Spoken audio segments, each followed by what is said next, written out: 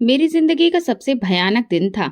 अस्पताल के तेज जलते हुए सफेद बल्ब, आसपास चलती हुई मशीनों की बीप बीप करती आवाज और निकलते हुए लोग, मेरी आंखों में जमा होते आंसू, सब कुछ जैसे धुंधला हो रहा था। मैं अपने पापा के पास बेड के करीब बैठी उनकी सांसों को धीमा होते देख रही थी। डॉक्टर ने कहा था कि अगर तुरंत ऑपरेशन नहीं हुआ तो वो कुछ ही घंटे के मेहमान हैं, लेकिन मेरे पास पैसे नहीं थे। मैंने हर मुमकिन दरवाज़ा खटखटाया, हर खास इंसान से मदद मांगी, लेकिन कहीं से कोई उम्मीद नहीं मिली। हार कर मैं अस्पताल के कॉर्नर में सिर झुकाए रो रही थी जब किसी ने मेरा नाम लिया, माला। मैंने सिर उठाया तो सामने डॉक्टर आदित्य खड़े थे, अस्पताल के नामी सर्जन, बहुत ही खुशदिल इंसान। मगर उस पल उनकी आंखों में कुछ ऐसा था जो मुझे बेचैन कर गया। तुम्हारे पापा की हालत नाजुक है, मैं उनका ऑपरेशन कर सकता हूँ। मेरी आंखों में उम्मीद की रोशनी लौट आई। मैं तुरंत खड़ी हो गई। सच कह रहे हैं, प्लीज उनकी जान बचा लीजिए। आदित्य के होठों पर हल्की मुस्कान आई, मगर उस मुस्कान में एक अजीब सा रंग था। हाँ, लेकिन एक शर्त है। मेरा दिल जोर से धड़का। शर्त? उसने ठंडे लहजे में कहा, अगर ऑपरेशन के पैसे नहीं हैं तो एक रात मेरे साथ गुजार लो, मैं मुफ्त में ऑपरेशन कर दूंगा। मेरे पैरों तले से जमीन खिसक गई। मैं अविश्वास से उसे देख रही थी। मेरी आंखों में आंसू थे और दिल में डर। आप मजाक कर रहे हैं ना? आदित्य एकदम पास आते हुए बोला, मैंने आज तक किसी मरीज का मुफ्त में इलाज नहीं किया है माला। तुम्हारे पापा के पास ज्यादा वक्त नहीं है। अगर इलाज चाहती हो तो दरवाजा लॉक करके वापस आ जाओ। मुझे लगा जैसे मेरी सांसें रुक जाएंगी। ये पल मेरी जिंदगी का सबसे बड़ा इम्तिहान था। मैं क्या करती? अपने पापा को तड़प तड़प कर मरते देखती या अपनी इज्जत की कुर्बानी देकर उनकी जान बचा लेती? मेरे हाथ पसीने से भीग चुके थे, सांसें तेज थीं। मैंने एक आखिरी बार अपने पापा के बेड की तरफ देखा। उनके चेहरे पर मौत की झलक दिख रही थी। मेरी कपकपाती उंगलियों ने दरवाजा लॉक कर दिया। आदित्य के होठों पर अजीब सी मुस्कुराहट थी, जैसे मेरी बेबसी से मजे ले रहा हो। वो मेरी तरफ कदम बढ़ाने लगा। मेरी आंखों से आंसू बह रहे थे, दिल में घबराहट थी। मैंने सिसकते हुए भगवान को पुकारा, हे भगवान मेरी रक्षा करना। तभी अचानक दरवाजा जोर से खुला और अस्पताल के बाकी कर्मचारी अंदर दाखिल हो गए। आदित्य चौंक कर पीछे हट गया। मैं सदमे में खड़ी थी। मुझे समझ में नहीं आ रहा था कि ये सब कैसे हुआ। अपना दाग मिटाने के लिए आदित्य ने तुरंत ऐलान किया, मैं माला से शादी कर रहा हूँ। मुझे लगा जैसे मैं किसी अंधे ख्वाब में गिर गई हूँ। सब कुछ एक सपने की तरह हो रहा था। मैं एक लाल जोड़े में बैठी थी, मगर ये जोड़ा मेरे लिए किसी सफेद कफन जैसा था। मेरी आत्मा मर चुकी थी, दिल में सिर्फ नफरत थी। पंडित जी मंत्र पढ़ रहे थे और मैं खाली नजरों से सब देख रही थी। जैसे जैसे एक एक रस्म आगे बढ़ रही थी, वो मुझे मुस्कुराते हुए देख रहा था। मेरा जी चाह रहा था कि चीख कर कहूँ, मैं ये शादी नहीं करना चाहती, मगर मैं मजबूर थी। बड़ी मुश्किल से सिर झुकाकर मैं उसके साथ एक एक फेरा ले रही थी। शायद वो 7 फेरे मेरी जिंदगी की सबसे बड़ी कैद बनने वाले थे। शादी के बाद वो मुझे एक पुरानी मगर शानदार कोठी में ले आया। ये गांव की एक बड़ी सी हवेली थी। हवेली नमा कोठी, बड़े बड़े दरवाजे, पुरानी लकड़ी की खिड़कियां और ऊंची दीवारें। मुझे ये जगह कैद खाने की तरह लग रही थी। ये अब तुम्हारा घर है माला, आदित्य ने कहा, मगर उसकी आवाज में जबरदस्ती की जीत थी जो मेरे दिल में नफरत का तूफान पैदा कर रही थी। मैंने चिढ़ते हुए जवाब दिया, ये मेरा घर नहीं, मेरी कैद है। वो मेरी बात पर चुप रहा, जैसे मेरी नफरत की कोई परवाह ही नहीं। माला बेटी कैसी हो? एक बूढ़ी औरत ने मेरे सिर पर हाथ रखा। मैंने उनकी तरफ देखा। वो एक नरम मिजाज औरत लग रही थी, शायद आदित्य की कोई करीबी रिश्तेदार थी। हवेली के दूसरे लोग भी मेरे स्वागत के लिए इकट्ठा हुए थे। सबके चेहरे पर खुशी दिख रही थी, मगर मेरे दिल में एक ही सवाल था, उस आदमी ने मेरे साथ ऐसा क्यों किया? मेरे आसपास लोग जमा हो गए, मेरी तारीफें की जा रही थी, लेकिन मेरा दिल बिल्कुल खाली था। मैंने एक नज़र आदित्य की तरफ देखा। वो चुपचाप सब देख रहा था, जैसे मेरी परेशानी को समझ रहा हो, मगर कुछ कहने के लिए तैयार ना हो। ये कमरा तुम्हारा है? उसने एक बड़े कमरे की तरफ इशारा किया। मैं बिना कुछ कहे अंदर चली गई। कमरा बहुत खूबसूरत था। बड़ी खिड़कियों से बाहर गार्डन का नज़ारा दिख रहा था, मगर मुझे उससे कोई मतलब नहीं था। मैंने दरवाज़ा बंद किया और खुद को बेड पर गिरा दिया। मेरी आंखें आंसुओं से भर गईं। मैं अपने पापा की कमज़ोर हालत को याद कर रही थी। अस्पताल की वो रात, आदित्य की वो शर्त और वो बेबसी जिसने मुझे मजबूर कर दिया था। क्यों किया तुमने ऐसा? मैंने बड़बड़ाया। क्या उसके दिल में मेरे लिए कोई एहसास नहीं था? क्या वो वाकई एक जालिम इंसान था या फिर इसके पीछे कोई और कहानी छिपी थी? रात बढ़ने लगी लेकिन मुझे नींद नहीं आ रही थी। मैंने हवेली में चलने की कोशिश की। हर कमरे के बाहर पुराने से दरवाजे थे, दीवारों पर पुरानी तलवारें और खानदानी खंजर लगे थे। जैसे ही मैं हवेली के पीछे के हिस्से में जाने लगी, किसी ने पीछे से मेरा हाथ थाम लिया। चौंक कर पीछे देखा तो आदित्य खड़ा था। माला, वहां मत जाना। उसका लहजा सख्त था। क्यों? वहां क्या है? मैंने गुस्से से पूछा। उसकी आंखों में पल भर के लिए उलझन नजर आई। फिर धीरे से बोला, जो चीज ना जानो बेहतर है उनके पीछे नहीं जाना चाहिए। कहकर वो वापस चला गया और मेरे अंदर एक तंज पैदा हो गया। आदित्य खामोशी से कमरे में दाखिल हुआ। मैं पलंग के कोने पर बैठी हुई थी। सोच रही थी कि अब क्या होगा। क्या वो मेरी कुर्बानी चाहेगा? क्या मुझे उसके करीब जाना पड़ेगा?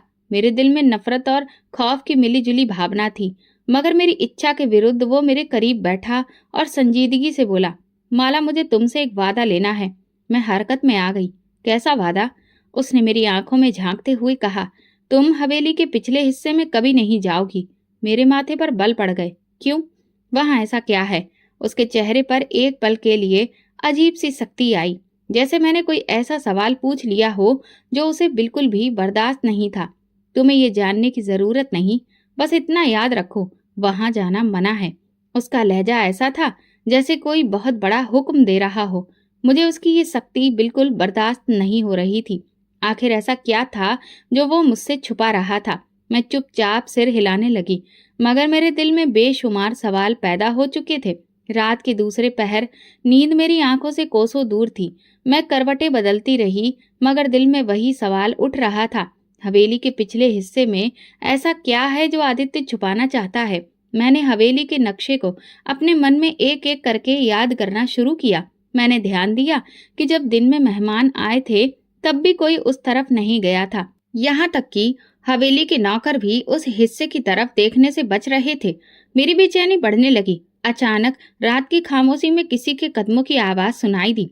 मैंने धड़कते दिल के साथ कदम बढ़ाया और तभी दरवाजे के पास आई कदमों की आवाज हवेली के पिछले हिस्से की तरफ जा रही थी।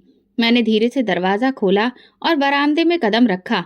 ठंडी हवा मेरे चेहरे से टकराई, मगर मैंने परवाह नहीं की। जैसे ही मैं हवेली के पिछले हिस्से की तरफ बढ़ी, एक पुराना जंग लगा दरवाजा मेरे सामने आ गया। दरवाजे के पीछे घना अंधेरा था, जैसे कि वहां कोई राज दफन हो। मैंने हाथ आगे बढ़ाया कि अचानक किसी ने मेरा कंधा पकड़ लिया। मैं घबराकर पीछे मुड़ी और जो चेहरा मेरे सामने था उसने मेरी जान निकाल दी। आदित्य मुझे गुस्से से घूर रहा था। मैंने अजीब सा ख्वाब देखा था। मेरे कदम जम गए। आखिर वो क्या था जिससे आदित्य मुझे छुपाने के लिए इतना गंभीर था? मैंने फैसला कर लिया था कि मैं दरवाजे के पीछे का राज जरूर जानकर रहूंगी। मुझे इंतजार था सिर्फ सही मौके का, और वो मौका एक रात मिल गया। आदित्य किसी जरूरी काम से शहर गया हुआ था और हवेली के ज्यादातर लोग सो चुके थे। मैंने धीरे से कमरे का दरवाजा खोला और दबे कदमों से हवेली के पिछले हिस्से की तरफ बढ़ने लगी। हवा में अजीब सी सर्दी थी, जैसे कोई अदृश्य ताकत मुझे रोकने की कोशिश कर रही हो। मेरा दिल जोर जोर से धड़क रहा था, मगर मैं पीछे हटने को तैयार नहीं थी। मैंने जंग लगे दरवाजे को धीरे से धकेला। चरमराहट के साथ वो खुल गया। अंदर गहरा अंधेरा था, जैसे वहां बरसों से कोई रोशनी नहीं पहुंची। मैंने हल्की सी रोशनी करने के लिए मोबाइल का फ्लैश ऑन किया और जो मंजर मेरे सामने आया उसने मेरे रोंगटे खड़े कर दिए। सामने पुरानी हवेली की कोठरी थी, जहां धूल और मिट्टी की मोटी परत जमी थी। कोठरी के बीचों बीच एक व्हील चेयर पड़ी थी और उस पर एक औरत बैठी हुई थी। मेरी सांसें रुकने लगी। मैंने बेयकीनी से उस औरत की तरफ कदम बढ़ाया। वो बहुत कमजोर चेहरा लग रही थी, मगर जैसे ही मैंने उनके चेहरे पर रोशनी डाली, मेरे कदम जम गए। ये कैसे मुमकिन हो सकता है? वो औरत बिल्कुल मेरे जैसी थी। मेरे हाथ पैर सुन्न होने लगे। मैं पीछे हटना चाहने लगी, मगर मेरे कदम जमीन से चिपक गए। ये क्या माजरा था? क्या मैं कोई सपना देख रही थी? वो औरत हल्के से मुस्कुराई। उसकी आंखों में अजीब सी चमक थी, जैसे वो मुझे सदियों से जानती हो। अचानक वो कुछ बोली। उसकी आवाज कमजोर थी। मेरी धड़कन बेकाबू हो गई। तुम कौन हो? मैंने घबरा कर पूछा। वो औरत मेरी तरफ देखकर सिसकने लगी, जैसे बरसों का कोई बोझ उसके दिल में दबा हो। तुम मुझे नहीं पहचानती, मगर मैं तुम्हें बरसों से जानती हूँ। कौन हो तुम और यहाँ क्यों हो? मैंने बेचैनी से पूछा। उसने आंसुओं से भीगी नजरों से मेरी तरफ देखा और कहा, मैं तुम्हारी माँ हूँ माला। मेरे वजूद पर जैसे बिजली गिर गई।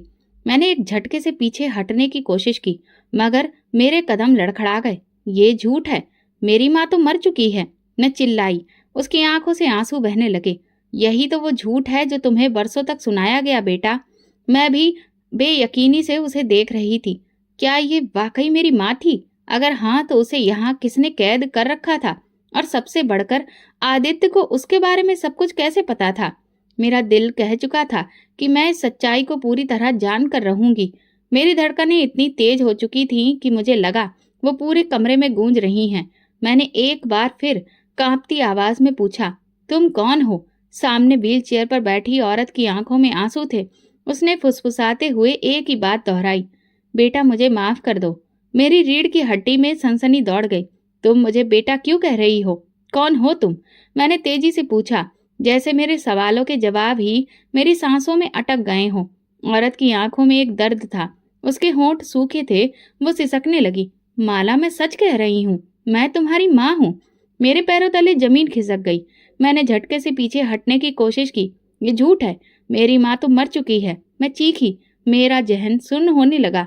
मैंने तुरंत दीवार का सहारा लिया। ये मुमकिन नहीं हो सकता।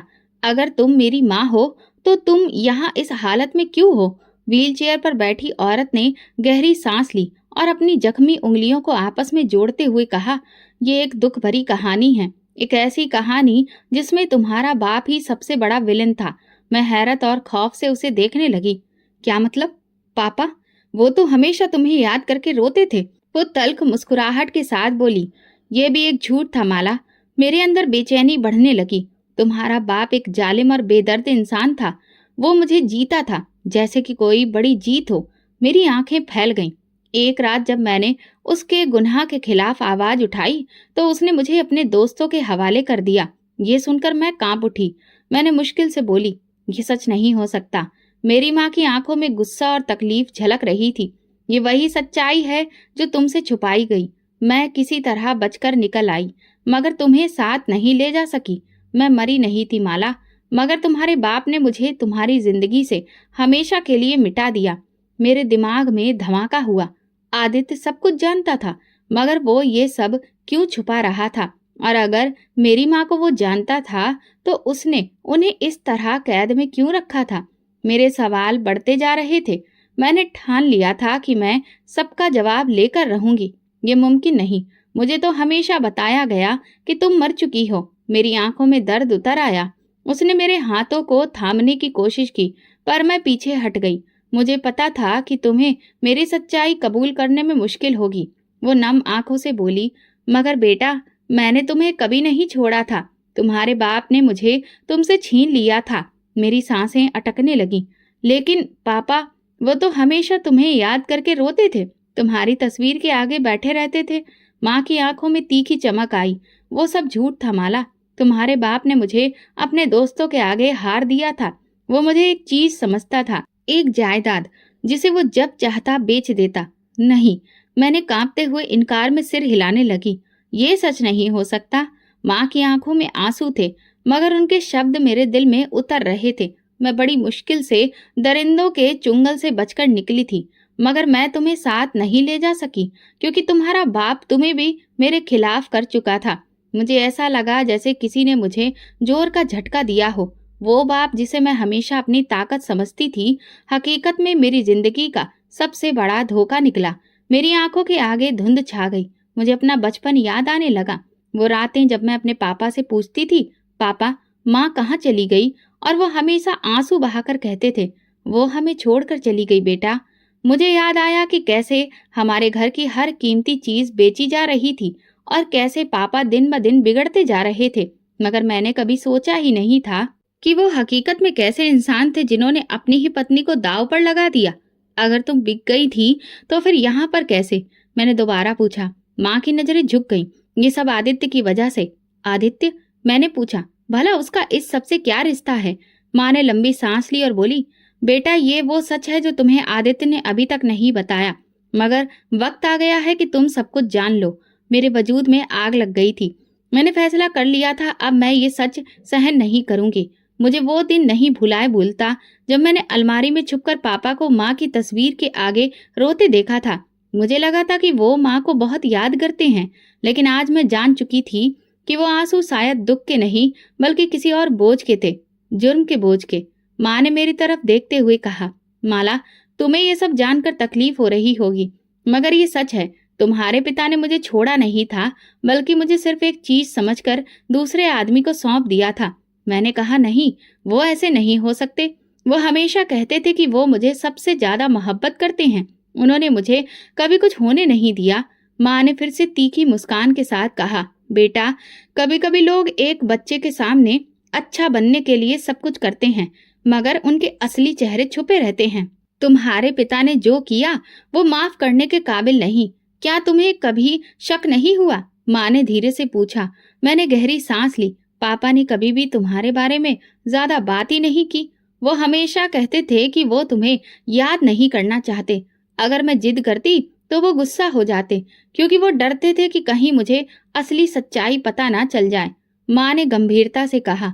मेरे मन में एक और सवाल उठा, आदित्य का इस समय क्या किरदार था? आदित्य ने तुम्हें यहाँ पर क्यों रखा? मैंने आखिर पूछ ही लिया।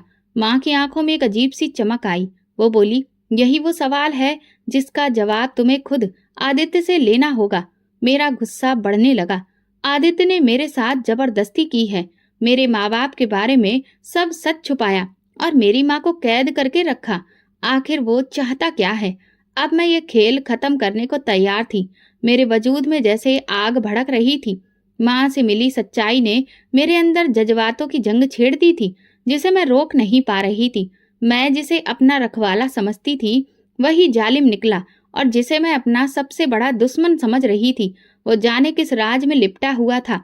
मुझे बस एक ही इंसान से जवाब चाहिए था, आदित्य। मैं गुस्से से भरी हुई हवेली में आदित्य को तलाशने लगी। वो बरामदे में खड़ा था, जैसे कि उसे मेरे आने का पहले से अंदाजा हो। मैं तेजी से उसके पास गई और चीख कर बोली, तो मुझे सच बताओ, मेरी माँ को तुमने कैद क्यों कर रखा है? और मेरे पापा के बारे में जो कुछ मैंने सुना, वो क्या सच है? आदित्य चुपचाप खड़ा रहा। उसकी आंखें गहराई में डूबी हुई थीं। मैंने बेचैनी से कहा, बोलते क्यों नहीं हो? क्या तुमने वाकई मेरी माँ को कैद कर रखा है? क्या तुम जानते थे कि मेरे पापा ने उनके साथ क्या किया? मैंने उसके बाजू को झिंझोड़ा। वो कुछ कहने के लिए मुंह खोलने ही वाला था, मगर फिर रुक गया। माला, तुम अभी कुछ नहीं समझोगी, उसने धीरे से कहा। क्या मतलब कुछ नहीं समझूंगी? ये जो सच्चाई है, तुमने मुझसे सब कुछ छुपाया है, तुमने मेरे साथ जबरदस्ती की, मुझे अपनी जिंदगी में खींच कर ले आए, मगर कभी नहीं बताया कि मेरी माँ जिंदा है। तुमने मुझे झूठ के सहारे जीने नहीं दिया। आदित्य ने मेरी बात सुनी, मगर वो चुप था। उसकी आंखों में ऐसा डर था जिसे मैं समझ नहीं पा रही थी। तुमने मुझे इस्तेमाल किया आदित्य, मैंने गुस्से से कहा। पहले मेरे पापा ने मेरी माँ के साथ ऐसा किया, और अब तुमने मेरे साथ। तुम भी उन्हीं जैसे हो, एक जालिम, झूठे और मक्कार इंसान। आदित्य ने आंखें बंद कर ली, जैसे कि ये शब्द उसे चीर रहे हो, मगर फिर भी वो चुप था। अब कुछ तो बोलो, मैं चिल्लाई। ये खामोशी क्यों? मैं भी एक इंसान हूँ, सब कुछ जानने का हक रखती हूँ। मैंने उसे झूठा कहा, मक्कार कहा, मगर उसने कोई सफाई नहीं दी। क्या वो सच में मुजरिम था, या फिर कोई और सच्चाई थी जो वो मुझे नहीं बता रहा था? मैंने खुद से वादा किया कि मैं इस खामोशी के पीछे का राज जानकर रहूंगी, चाहे कुछ भी हो जाए। मैं हवेली के बड़े आंगन में खड़ी थी। मेरा दिल कह रहा था कि आदित्य के पास जरूर कोई जवाब होगा, मगर दिमाग यही कह रहा था कि उस इंसान ने मेरे साथ जबरदस्ती की, मुझे मेरी माँ से दूर रखा और मेरी जिंदगी को अपने काबू में कर लिया। ये सब जानकर भी मैं उस पर यकीन कैसे करूं? माला, मैं चौंक कर पलटी। वो हवेली के दरवाजे पर खड़ा था। उसकी आंखों में गहरी संजीदगी थी, जो मुझे एहसास दिला रही थी। क्या तुम अपनी सफाई में कुछ नहीं कहोगे? मैंने जहर भरे लहजे में कहा। उसने मेरी तरफ कदम बढ़ाया। देखो माला, कुछ चीजें वक्त से पहले नहीं बताई जा सकती। तुम्हारी माँ ने जो कुछ कहा वो सच है, मगर वो कहानी पूरी नहीं है। मेरे अंदर जैसे आग भड़क उठी। अच्छा, कहानी पूरी नहीं है तो फिर बताओ ना, तुमने मुझे अंधेरे में क्यों रखा? क्यों मेरी माँ को कैद किया? क्यों मुझे जबरदस्ती अपनी जिंदगी में घसीटा? तुम भी मेरे पापा जैसे हो आदित्य। आदित्य के चेहरे पर दुख झलकने लगा, लेकिन उसने खुद को संभाला। जब वक्त आएगा तब बता दूंगा। मैं फिर चीखी, ये वक्त नहीं है। क्या ये वक्त तब आएगा जब सब कुछ तुम्हारे काबू में होगा? जैसे मेरे पापा ने मेरी माँ को बेच दिया था, वैसे ही तुमने मेरी मजबूरी का फायदा उठाया है। आदित्य ने गहरी सांस ली, मगर फिर भी कुछ ना कहा। तुम्हारे पास कोई जवाब नहीं है आदित्य, क्योंकि तुम भी वैसे ही हो जैसे मेरे पापा, जालिम खुदगर्ज। आदित्य की मुट्ठियां भींच गईं, मगर वो अभी भी चुप था। ये खामोशी मुझे बहुत परेशान कर रही थी। अगर वो वाकई जालिम था तो वो कोई जवाब क्यों नहीं दे रहा था? मेरे अंदर जैसे कुछ टूट रहा था। क्या उसकी इस खामोशी में कोई राज छुपा था? मैंने खुद से वादा किया कि मैं आदित्य का राज जानकर रहूंगी, चाहे उसके लिए मुझे कितनी ही नफरत क्यों न झेलनी पड़े। हवेली की दीवारें मुझे कैद सी महसूस हो रही थी। हर गुजरते लम्हे के साथ मेरा मन उलझता जा रहा था।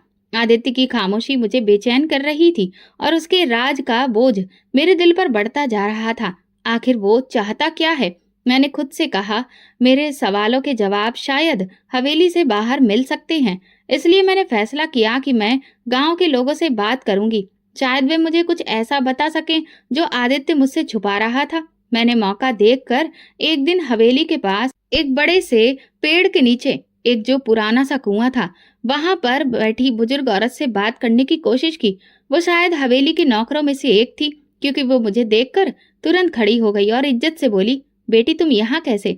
मैंने भी उन्हें नमस्ते किया, फिर पूछा, क्या आप मुझे आदित्य के बारे में कुछ बता सकती हैं? उस औरत के चेहरे पर नरमी आ गई। वो तुम्हारे लिए हमेशा दीवार बनकर खड़ा रहा। उसने तुम्हें बचाने के लिए वो सब कुछ किया जो कोई और नहीं कर सकता था। मेरी आंखों में हैरत थी। बचाने के लिए? भला कैसे बचाया? बूढ़ी औरत ने मेरी तरफ अफसोस भरी नजरों से देखा। बेटी, क्या तुम जानती हो कि तुम्हारा बाप एक जालिम इंसान था? वो तुम्हें भी बेच देता, जैसे उसने तुम्हारी माँ के साथ किया था। मेरी सांसें रुकने लगी। क्या मतलब? मैंने अविश्वास से पूछा।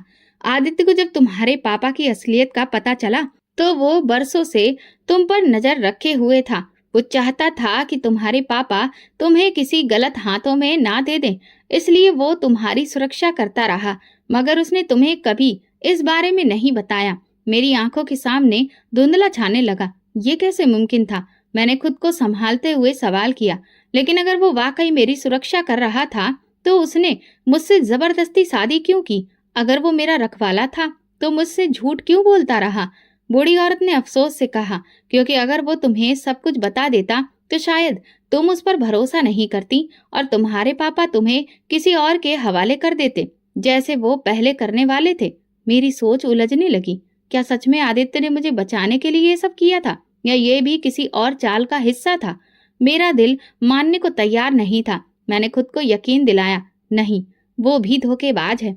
वो मुझे मजबूर नहीं करता। अगर वो वाकई मेरा भला चाहता होता। लेकिन एक सवाल मेरे दिल में गूंज रहा था, अगर वो सच में नेक होता तो अब तक अपनी सफाई क्यों नहीं दी?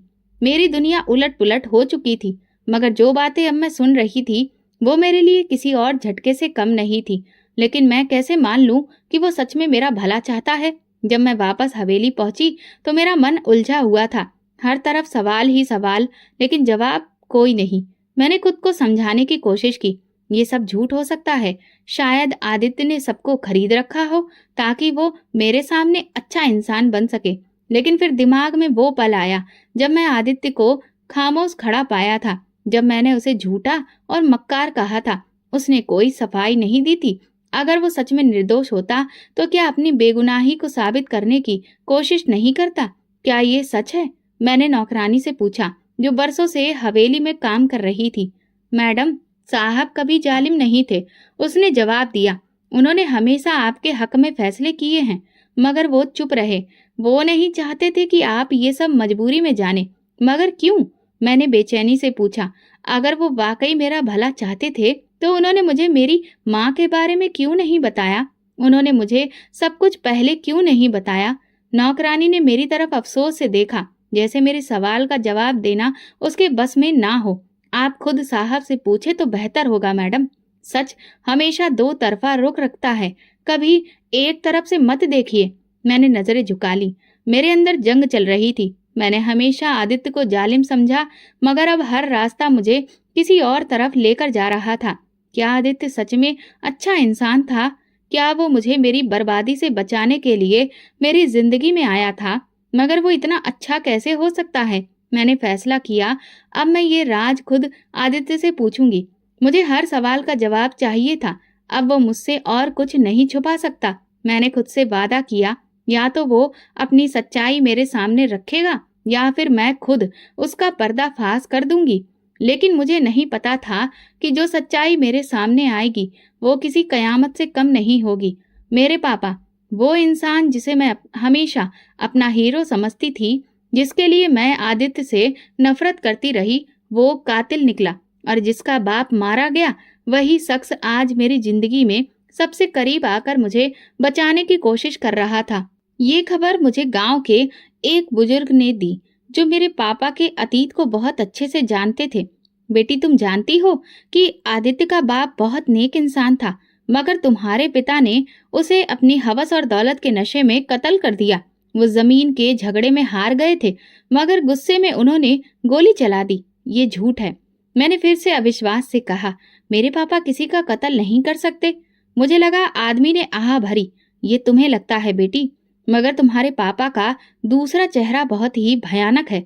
अब मुझे समझ आ रहा था कि आदित्य ने अपनी बेगुनाही साबित करने की कोशिश क्यों नहीं की, क्योंकि वो मेरे पापा के गुनाहों का बोझ उठाकर खामोशी से मेरी सुरक्षा कर रहा था।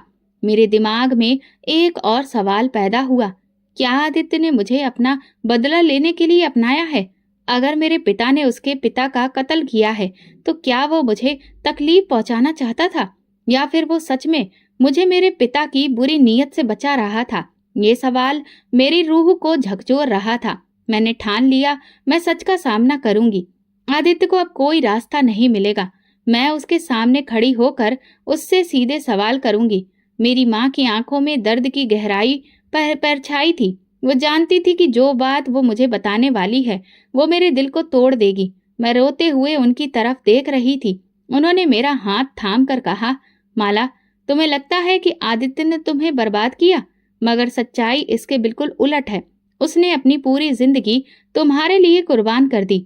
मैंने हैरानी और बेचैनी से माँ की तरफ देखा। क्या कुर्बानी?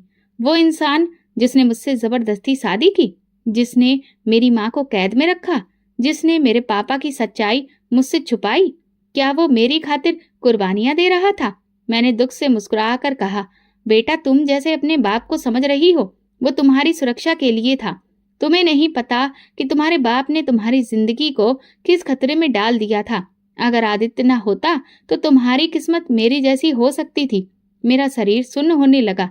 माँ ने गहरी सांस ली और बोली, जब तुम्हारा बाप मेरे साथ जुल्म कर रहा था, तब आदित्य के पिता ने मेरी मदद करने की कोशिश की थी। वो एक अच्छे इंसान थे, मगर तुम्हारे पिता ने उनसे दुश्मनी पाल ली। जब आदित्य के पिता का कत्ल हुआ, तब से आदित्य ने बदले की आग में नहीं, बल्कि तुम्हारी सुरक्षा के सबसे मुश्किल रास्ते को चुना। लेकिन क्यों? मैंने बेसब्री से पूछा। क्योंकि तुम्हारा बाप तुम्हें भी बेचने वाला था, माला। माँ की आवाज लड़खड़ा गई। आदित्य को जब इसका पता चला, तो उसने तुम्हें बचाने के लिए सब कुछ किया जो वो कर सकता था। उसने बरसों तक तुम्हें अपनी नजरों से ओझल नहीं होने दिया। वो तुम्हें हर खतरे से बचाने के लिए साए की तरह तुम्हारे साथ रहा। मेरी आंखों में आंसू आ गए। लेकिन उसने ये सब पहले क्यों नहीं बताया, माँ? माँ ने दुखी होकर कहा, क्योंकि वो नहीं चाहता था कि तुम ये सब सुनकर मजबूरी में उसकी एहसानमंद बनो।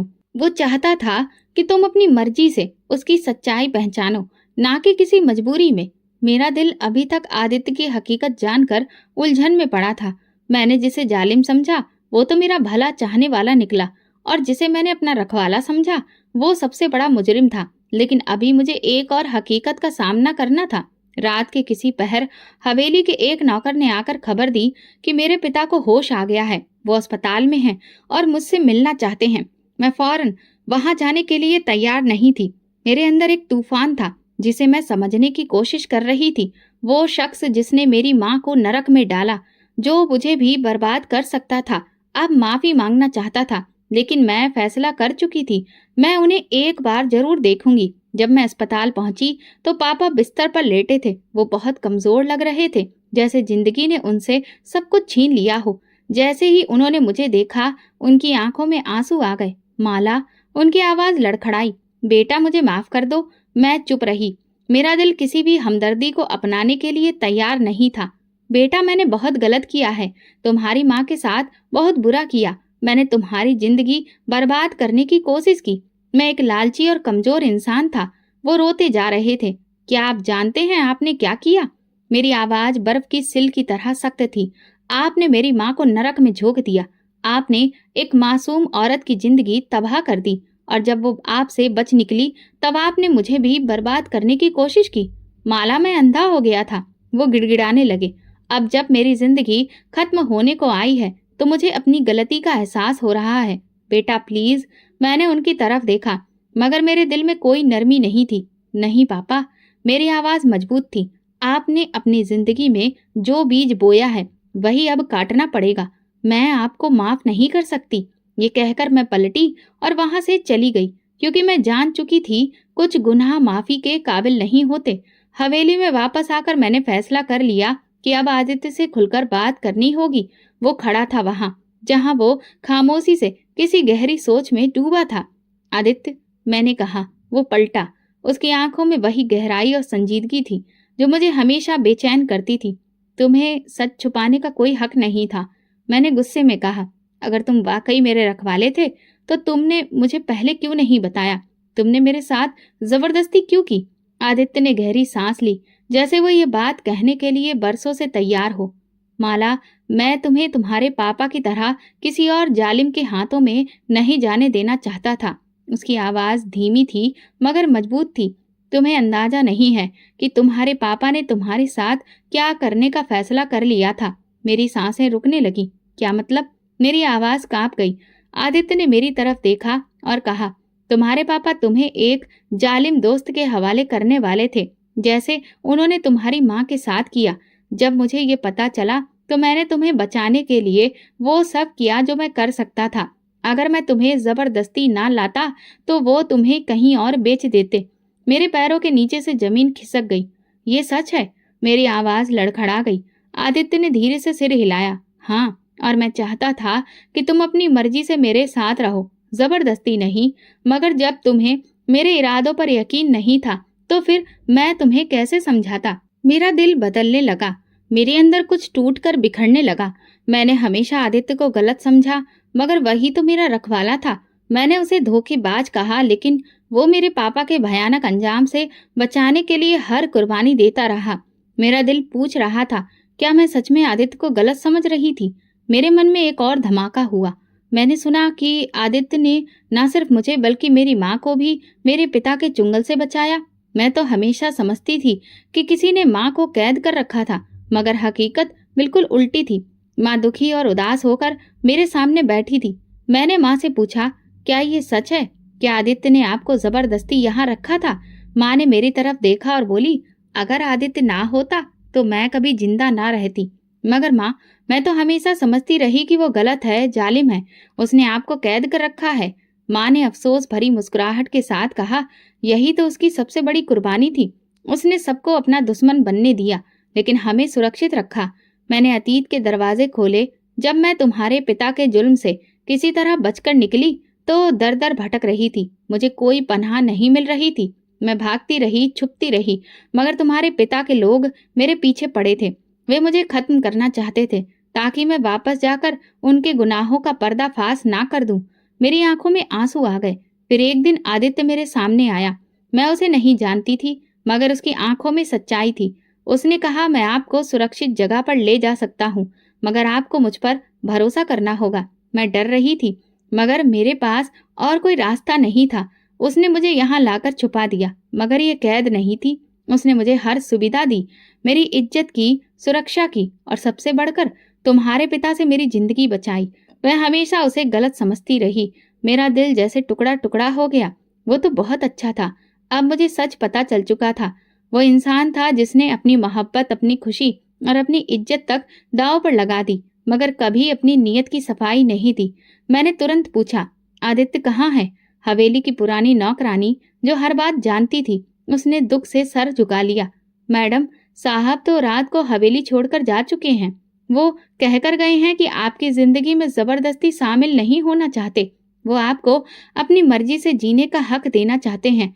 मुझे लगा जैसे किसी ने मेरा दिल मुट्ठी में जकड़ लिया हो। मैंने कहा नहीं, वो मुझे छोड़कर नहीं जा सकते। मैं उनके साथ जुड़ी हूँ। मैंने उनसे नफरत की, मगर वो मुझे छोड़कर कैसे चले गए? नौकरानी की आंखें भीग गईं। वो खुद को गुनहगार समझ रहे थे मैडम। उन्हें लगता है कि उन्होंने आपकी जिंदगी में जबरदस्ती करके ठीक नहीं किया। वो नहीं चाहते कि आप एक ऐसे इंसान के साथ जिंदगी गुजारें जिसे आपने हमेशा गलत समझा। मेरे अंदर खालीपन फैल गया। ये मैंने क्या कर दिया? मैंने उस इंसान को ठुकराया जिसने मेरे लिए अपनी जिंदगी का सबसे बड़ा फैसला लिया। मैंने नौकरानी से मजबूत लहजे में पूछा, कहाँ जा सकता है वो? मुझे उसका पता चाहिए। नौकरानी ने कहा, वो किसी को बताकर नहीं गए। मुझे कोई रास्ता निकालना ही था। मैंने फैसला किया कि मैं शहर के हर कोने में उसकी तलाश करूंगी। उसके पुराने जानने वालों, हवेली के नौकरों और अस्पताल के डॉक्टरों से पूछूंगी, मगर सब यही कह रहे थे कि आदित्य साहब किसी को कुछ बताकर नहीं गए। ये कैसे मुमकिन था? आदित्य कभी मुझे इस तरह से बेसहारा छोड़कर नहीं जा सकता। फिर वो खुद को अकेला क्यों कर रहा है? तभी मुझे याद आया कि बचपन में आदित्य अक्सर एक वीरान इलाके में जाया करता था, जहां उसके पिता का पुराना फार्म हाउस था। ये बात मुझे घर के पुराने नौकर ने बताई थी। मेरी गाड़ी सुनसान रास्ते पर दौड़ रही थी। शाम ढल रही थी। हर तरफ सन्नाटा था। जैसे ही मैं फार्म हाउस के पास पहुंची, दरवाजा हल्का सा खुला नजर आया। मैं बेचैनी से अंदर गई। वहां एक पुरानी कुर्सी पर आदित्य खामोशी से बैठा था। मेरी आहट पर उसने सिर उठाया। जैसे ही उसकी नजर मुझ पर पड़ी, वो हैरानी से बोला, तुम? मैं गुस्से और दर्द के साथ बोली, तुमने सोचा भी कैसे कि मुझे छोड़कर चले जाओगे और मैं तुम्हें ढूंढ नहीं पाऊंगी? वो चुप रहा, जैसे उसे यकीन नहीं आ रहा हो कि मैं सच में उसके सामने खड़ी हूँ। तुम मुझसे क्यों दूर जा रहे थे आदित्य? मेरी आवाज लड़खड़ा गई। उसने आंखें झुका ली और धीमे से कहा, क्योंकि मैं तुम्हारी जिंदगी पर बोझ नहीं बनना चाहता था माला। मुझे ऐसा लगा जैसे किसी ने मेरे दिल पर वार किया हो। तुम बोझ नहीं आदित्य, तुम मेरी सबसे बड़ी सच्चाई हो। मैंने कहा, मैं तुम्हें सजा देने नहीं आई आदित्य, मैं तुम्हारी कुर्बानी को अपनाने आई हूँ। मेरी आवाज भर आई थी। आदित्य की आंखों में हैरानी और यकीन का अजीब सा मेल था। वो मुझे ऐसे देख रहा था जैसे बरसों से मेरी ये बातें सुनने को तरस रहा हो। माला, क्या तुम सच में मेरे साथ रहना चाहती हो? जबरदस्ती के बिना, सिर्फ अपनी मर्जी से? आदित्य ने पूछा। मैंने मुस्कुराकर कहा, हाँ आदित्य, अब की बार मैं अपनी मर्जी से आई हूँ। आदित्य ने मेरा हाथ थाम लिया और मैंने महसूस किया कि मेरी अंधी मोहब्बत ने आखिरकार रोशनी को देख लिया था। दोस्तों, अगर आपको हमारी कहानी पसंद आई हो तो कमेंट करके जरूर बताइए। वीडियो को लाइक करें और ज्यादा से ज्यादा शेयर करें। अगर आप चैनल पर नए हैं तो सब्सक्राइब जरूर करें और नोटिफिकेशन बेल दबाएं ताकि अगली अपडेट सबसे पहले आपको मिले। धन्यवाद।